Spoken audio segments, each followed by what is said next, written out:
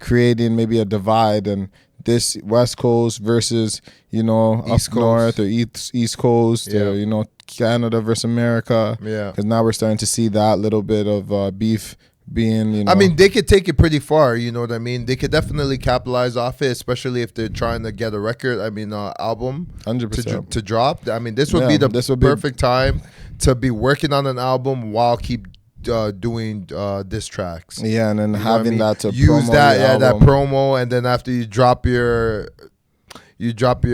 album, and you know, people are gonna be like, yo, this must be fire, you know what I mean? I've been keeping up with the Drake and Kendrick war. I mean, it would be a more modern day beef. I mean, at a lower scale, I would say the most recent other than them was, again, I'll go back to 50 and Kanye. Yeah, that was a little bit constructed. Yeah, a little constructed, but again, we don't know how this one is, if this is constructed or not. Yes, you're right. You know what I mean? So, but the point of the matter is, it helps sales.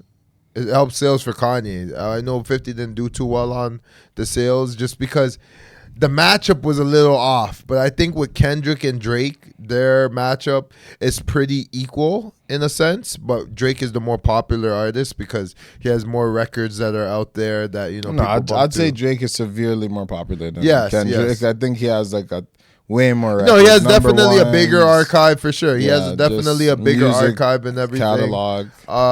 But again, if they were strategic, dropping an album during this time period, more on the Kendrick's end, would be beneficial for his numbers. 100%. Yes, 100%. That would work for Kendrick for sure. But I'm kind of thinking about musically now, like what would you want to listen to? Like after hearing all this stuff, like what would really hit now? Because now I'm trying to think.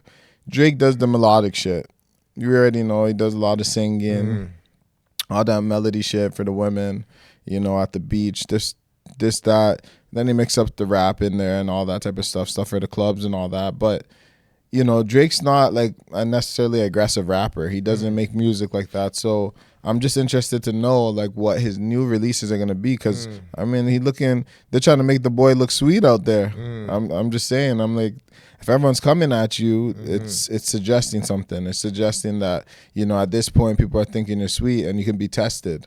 You know, so is that true? So I want to see what Drake does with the music because he's been dropping music, but again, it hasn't been hard-hitting music. So I wonder if this could change the style in which he releases, especially his next record, whatever he's gonna drop.